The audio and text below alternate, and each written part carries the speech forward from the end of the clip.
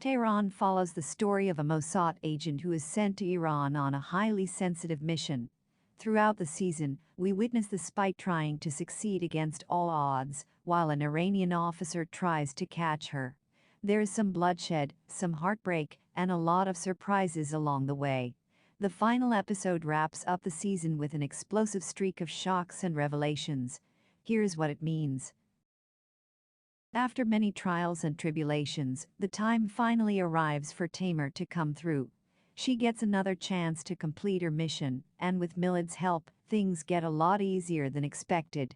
Tamer also realizes that Yale doesn't plan to let Milled live, so she comes up with a way to let him go free, while keeping the facade that he is essential to the plan.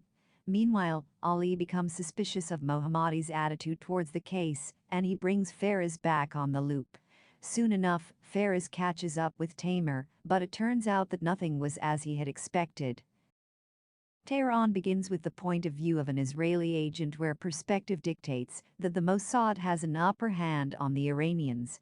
They have several agents on the ground, they have the connections that can get their asset to safety, and in return, the Iranian officer, who is diligently trying to stop the Mossad's plans, becomes a victim of bureaucracy. At the beginning of the final episode, this streak of the Israeli Secret Service takes another leap when it is revealed that Yale has a contact in the Revolutionary Guard, and it is none other than Faraz's boss Mohammadi. Previously, Yale had told Tamer about an officer that she had to seduce once, and that things got off hand as she became too romantically involved with him. This person was Mohammadi, and even though Yale says that he is dead to her now, that is clearly not the case. This revelation makes it look like the Mossad's plan is not going to fail now, but then, a shocking twist arrives in the final minutes of the episode. Rewind a bit, and we arrive at the plan B that Gorev had settled on after Tamer failed to come through in her first attempt to hack the Iranian military's radar. He put Yale's plan on hold because he thought that the other plan was more feasible. But then, it failed, and this made Gorev wonder if there is a mole in the agency. It is only at the end that we discover that Yale is the mole. Mohammadi is not her contact for the Mossad, but she is his contact for the Iranians. This revelation gives a complete makeover to the way things had been happening. In her story, Yale tells Tamer that she had left Iran when she was 15 and had, since, felt like a foreigner in Israel. This detail becomes relevant in understanding why Yale turned against the Mossad. She had been on a mission to Iran, where she was sent to seduce Mohammadi to gain access to some high-level service. In the course of events, she fell for him, and he used her feelings for him as well as her sense of not belonging in Israel to his benefit. He convinced her to turn against her agency and become a spy for him. When the plan about Israel bombing the nuclear facility of Iran was concocted, it was Yale's job to keep Mohammadi updated on it. Instead of foiling the Mossad's plan altogether, they decided to lure the Israeli forces into an ambush. So, when Faraz discovered that there was an Israeli agent in Iran, when he tries to hold Shira and Yoni for further questioning, and all the while Mohammadi rebuffed all efforts of Faraz and his team to get to the bottom of everything, he was just trying to let the things flow as they were supposed to be. He didn't want to catch Tamer, because if she didn't accomplish her mission, they wouldn't be able to pull off their plan. Faraz thought that Mohammadi was doing this because he was with the Israelis, but, in reality, Faraz was just not authorized for this confidential information. After the failure of the other plan, Gorev tells Yale to go forward with what was planned for Tamer. They break into the facility, and this is when some suspicious things start to happen. Milled tells Tamer that it had been too easy to hack into the military, as if they were supposed to do that. When Tamer hacks into the radar through the server, she becomes confused when Yale tells her to go for some other server than she should have. Unable to shake off the feeling that something's wrong, Tamer plugs into the server that she believed to be the one.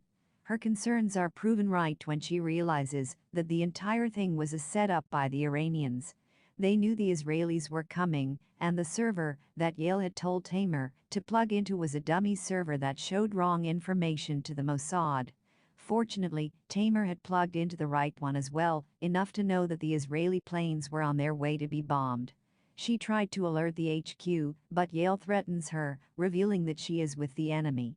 Meanwhile, Faraz's investigation leads him to the safe house where Tamer and company had been hiding out. He arrives just in time to kill Yale and unwittingly save Tamer, who uses this window to disarm and injure him. She thinks about killing him, but then he tells her that he had spared her father, so she returns the favor. Outside the house, she discovers Muhammad, who had been killed by Faraz, and a tied-up Milad. She frees him, and they run off into the city together. At the Mossad headquarters, the information that they have been duped arrives too late.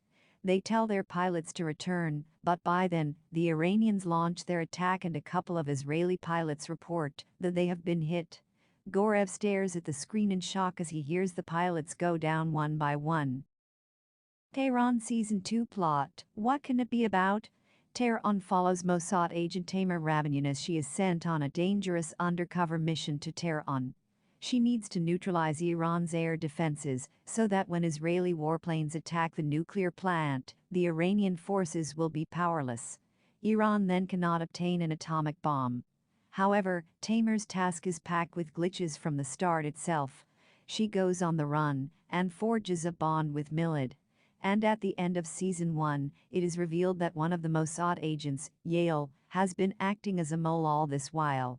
Tamer tries to alert HQ, but it is too late, and Iran shoots down Israeli warplanes.